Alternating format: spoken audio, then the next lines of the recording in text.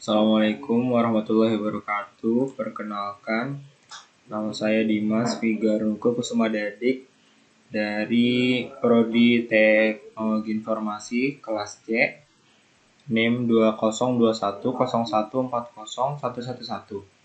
Pada kesempatan kali ini saya akan menjelaskan tugas teknik komputer yang saya buat. Yang pertama ada pembahasan tentang input dan output komputer. Input pada komputer berarti perangkat masukan yang memberi perintah langsung berupa informasi digital pada pengguna. Benda ini dapat dilihat dan diraba yang berguna untuk memasukkan perintah atau data yang akan diproses oleh komputer. Contoh dari input itu yang pertama ada keyboard. Keyboard ialah alat untuk memasukkan data yang berupa huruf, simbol, angka, dan lain-lain. Dengan perangkat keyboard, kita bisa membuat teks, laporan, dan sejenisnya. Yang kedua ada mouse. Mouse merupakan perangkat input yang digunakan untuk menunjukkan posisi pointer atau kursor pada layar monitor. Yang ketiga ada scanner. Scanner memiliki kegunaan sama seperti mesin fotokopi yang berfungsi untuk mengcopy teks dan gambar dalam bentuk digital dan dapat disimpan berupa file. Yang keempat ada light pen. Light pen merupakan perangkat device yang berguna untuk menggambar grafis atau teknis di komputer. Komputer akan membaca light pen dengan sensor yang dimiliki. Yang kelima ada joystick. Joystick ialah alat berupa tuas dan bisa bergerak ke segala arah. Kegunaannya untuk mentransmisikan arah pada permainan video game.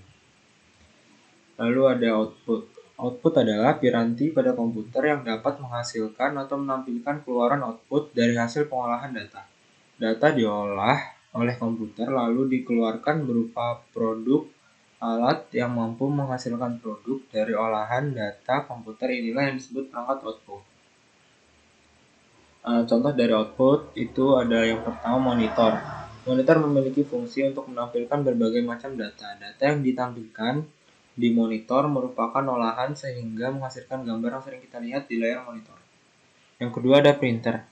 Printer adalah salah satu perangkat output yang berguna untuk mencetak hasil dari proses atau perintah dalam bentuk kertas. Yang ketiga ada speaker. Speaker ialah perangkat keras yang dapat menghasilkan data berupa audio atau suara. Piranti ini juga bisa disebut sebagai pengeras suara. Yang keempat ada headphone. Headphone berfungsi sebagai alat untuk mendengarkan data berupa audio tanpa bantuan speaker. Perangkat ini dapat dipasang pada telinga pengguna, sehingga hanya pengguna yang mendengar suara yang muncul dari komputer. Yang kelima ada proyektor. Proyektor merupakan bagian dari perangkat output device yang memiliki kegunaan menampilkan data atau gambar kepada audiens. Pembahasan selanjutnya tentang jenis dan fungsi kabel konektor. Fungsi kabel konektor itu sebagai penghubung antara satu perangkat ke perangkat lain. Kabel konektor merupakan komponen elektromekanikal yang terdiri dari dua ujung konektor, yaitu konektor plug dan konektor soket. Jenis kabel konektor yang pertama ada konektor BNC.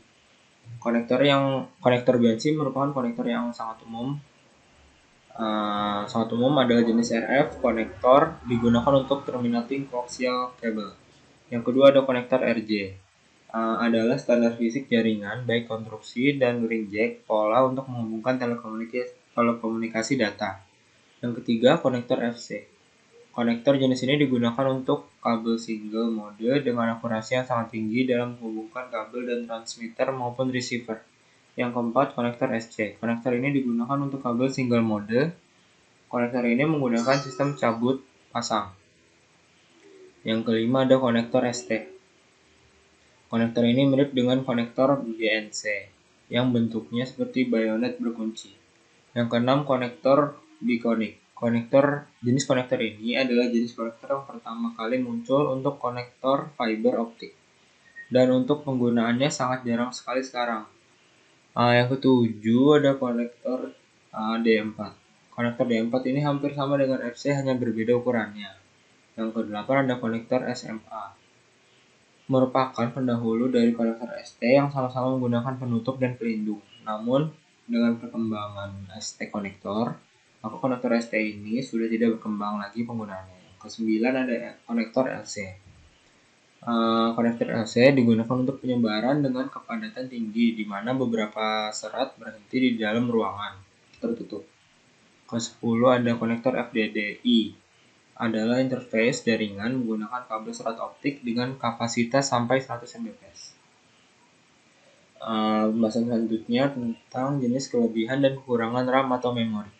RAM adalah tempat untuk menyimpan data sementara ketika komputer atau laptop sedang dijalankan dan dapat diakses secara acak atau ketika komputer tengah digunakan. Jenis RAM atau memori itu yang pertama ada DRAM, yang kedua ada SRAM, yang ketiga ada SDRAM, yang keempat ada VGRAM, yang kelima ada DDR-SDRAM, yang keenam flash RAM, yang ketujuh SODIMM, yang ke-8 CD, dan yang ke-9 DVD. Kelebihan dan kekurangan RAM atau memori. Kelebihan RAM atau memori dapat menyimpan data dengan mudah dan praktis. Yang kedua, membuat penyimpanan data sehingga tidak memerlukan banyak tempat. Yang ketiga, memori seperti flash disk mudah dibawa kemana-mana. Yang keempat, ukuran memori yang kecil dapat menampung data yang sangat besar sesuai kapasitas memori. Yang kelima, bentuk, jenis, kapasitas, dan ukuran beragam sesuai yang dibutuhkan. Kekurangan RAM atau memori. 1. Harga memori terlalu mahal menurut golongan masyarakat menengah ke bawah. Yang kedua, memori digunakan hanya oleh golongan tertentu saja. Yang ketiga, dapat hilang bila memori rusak atau terkena virus dan sebagainya. Lalu selanjutnya itu ada perbedaan CPU dan GPU. CPU atau Central Processing Unit adalah menangani hampir semua tugas dan perhitungan yang dilakukan dari semua perangkat keras yang disematkan di dalam sebuah komputer. CPU bisa diibaratkan sebagai otak dari komputer. Yang kedua ada GPU. Yang perbedaannya itu GPU itu Graphic Processing Unit, juga merupakan salah satu komponen penting dalam sebuah komputer. GPU bertugas untuk memproses instruksi yang dikirimkan oleh sebuah software untuk ditampilkan ke layar. Jenis adapter yang pembahasan selanjutnya tentang jenis adapter card di komputer. Adapter card adalah sebuah papan sirkuit cetak yang dapat disisipkan ke sebuah slot adapter dari motherboard komputer untuk menambahkan sebuah fungsi tertentu. Jenis adapter ada network interface card, wireless NIC, sound adapter, video adapter, TV tuner, modem adapter, terus ada sistem komputer interface, RAID, USB, parallel port, dan serial port. Jenis dan pembahasan selanjutnya tentang jenis dan kelebihan data storage. Kelebihan data storage itu transfer datanya mudah, lebih hemat biaya, keamanan data juga terpercaya, media backup yang dapat diandalkan, ukuran penyimpanan juga beragam, mudah diakses kapanpun dan dimanapun, dukungan multi pengguna, operasional dalam segala jenis perangkat, terus juga mengurangi limbah elektronik. Terus jenis-jenis data storage itu yang pertama ada tape magnetic, hard disk, optical disk, floppy disk, sama solid state storage. Sekian dari saya. Assalamualaikum warahmatullahi wabarakatuh.